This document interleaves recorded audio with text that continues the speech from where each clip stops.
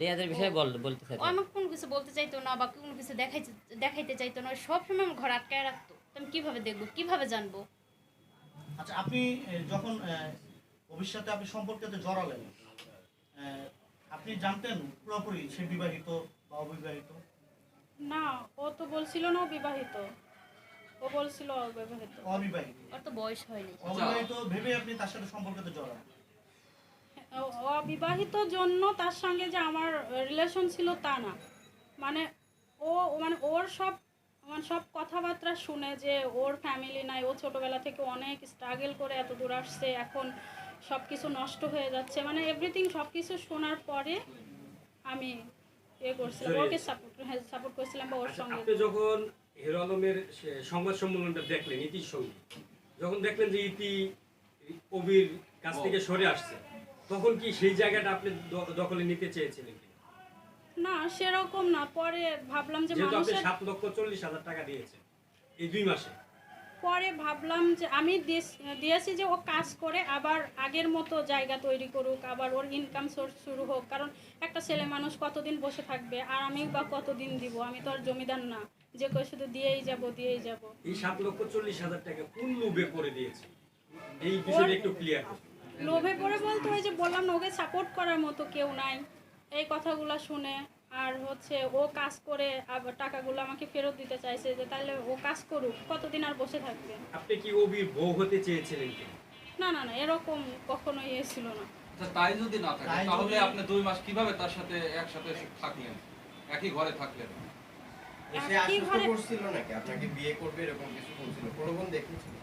মানে একই ঘরে থাকে এরকম তেমন এরকমও না যে আমরা একই সঙ্গে থাকছি 2 মাস এরকম সেরকম, কিন্তু আমাদের একটা ভালো সম্পর্ক ছিল।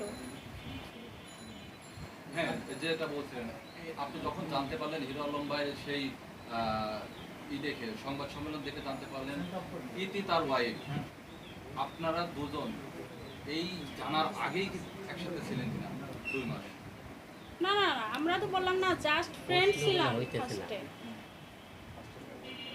আচ্ছা, প্রত্যেকটা সম্পর্কের একটা নাম থাকে, আপনাদের সম্পর্কে জড়ানোর আগে কি নাম ছিল? আমরা তো দুইজন ফ্রেন্ডই ছিলাম ফার্স্টে। ফ্রেন্ড থেকে মানে আপনি আমি ওকে হেল্প করছি। আপু, যেহেতু আপনি ইতি সরে যাওয়ার পরে আপনি ইন হয়েছে কবির জীবনে, 7,40,000 টাকা দিয়েছেন, রিয়ামনির সঙ্গে যখন ডান্স করে একটার পর একটা মিউজিক ভিডিও ছাড়তেছে, আপনি বলছেন যে তার টাকা দিয়েই, আপনার টাকা দিয়েই সে মিউজিক ভিডিওগুলো বানাচ্ছে। হ্যাঁ, কিন্তু সে আপনি বলছে কেন এতগুলো টাকা ইনভেস্ট করলেন? ইনভেস্ট করছি বললাম যা ওর কাজের জন্য, যে কাজ করে ও আমাকে আবার দিবে। যদি এরকম হইতো যে চরিত্র ঠিকঠাক, ও যে এরকম বলছে ওই রকমই চলতেছে, হয়তো এরকম গিলে এক পর্যায়ে 2, 4, 5 বছর পরে হয়তো সিদ্ধান্ত নিতাম যে বিয়ে করা যায় কিনা, এরকম হয়তো হইতো। কিন্তু ওর চরিত্র সম্পর্কে আমি 2 মাস যা দেখলাম, ও হচ্ছে ইতির বলে যে ইতির পরকীয়া আছে, মানে এটা আমি যতদূর বুঝছি সম্পূর্ণ মিথ্যা কথা। কিন্তু ও এত মেয়েদের সঙ্গে কথা বলে, আর প্রত্যেকটা ও মানে এক প্রকারের গে টাইপের, প্রত্যেকটা মেয়ের ব্ল্যাকমেল করে তার থেকে টাকা নিবে, তার থেকে এইটা চাইবে ওইটা চাইবে, আর ও অত্যন্ত লোভী। ওকে হচ্ছে আমার একটা স্বর্ণের চেন দিয়েছিলাম ওর গলাতে, ওর দেখেন ভিডিওতে আছে প্রত্যেকটা চেন আমার, ওই চেন আমি নিয়ে নিছি।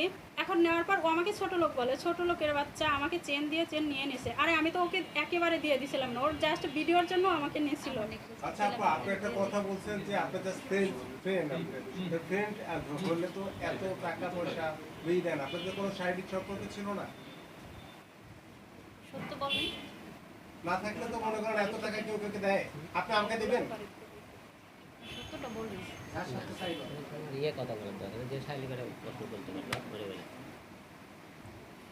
আচ্ছা সাই, আচ্ছা একটু ক্লিয়ার করেন, আসলে ক্লিয়ার করেন যেহেতু সমস্যা আমরা আচ্ছা আমি আচ্ছা আলম ভাই, আপু যেহেতু আপনি ভুলবশত একটা ঘটনা ঘটেছে, তো এখন আপনি আসলে কি চাচ্ছেন? আমি চাচ্ছি আমার টাকাগুলো যেন ও দিয়ে দেয়, আর যদি ও টাকা না দেয় তাহলে তো আমাকে আইনি ব্যবস্থা নিতে হবে। আমার হিরো আলমের পাশে কেন? আপনাকে আজকে হিরো আলমের পাশে দেখতে পাচ্ছি। ভাইয়ার পাশে আসলাম আপনাদেরকে সবাইকে বলার জন্য। আমাদের সবাইকে বলার জন্য এখন ধরে নিতে পারি আপনারা দুই সতী। যেহেতু কবির বউ ইতি ছিল, আপনি বললেন যে তো আপনার কাছে সে স্বীকার করে মাপ চেয়েছে, আপনি জেনে শুনেও তাকে পরে 7,40,000 টাকা দিয়েছে। তার তাহলে আগেও আপনার আমি সতী। অনেক টাকাই দিয়ে দিছিলাম। আপনার সাবেক সতী। না না, সতীন হতেন না, আমরা দুই বোন। এখন কি ইতির সঙ্গে হাত মিলিয়ে কবির বিরুদ্ধে আইনগত ব্যবস্থা নিবে? ইতির সঙ্গে হাত মিলায় না, কারণ টাকা তো আমি দিছি, ইতি তো দেয় নাই বা ইতিও দিতে বলে নাই। তো অভি যখন আমাকে যদি টাকা না দেয় তাহলে তো আমার এতগুলো টাকা আমাকে তো উঠাতেই হবে। আর আজকের পর থেকে তো মনে হয় না বাড়ি থেকে আমাকে মেনে নেবে। আচ্ছা, তাহলে কি করবে? এখানে তাহলে কি আলম ভাইয়ের কাছে থেকে যাবে? আলম ভাইয়ের কাছে একটা প্রশ্ন আছে। নতুন করে আচ্ছা বলুন। তাহলে আপনাকে যদি আপনার বাড়িতে মেনে না নেয়, তাহলে কি আলম ভাইয়ের কাছে থেকে যাবেন কি? ভাইয়ার কাছে বোন থাকতেই পারে, কিন্তু পার্মানেন্ট না তো।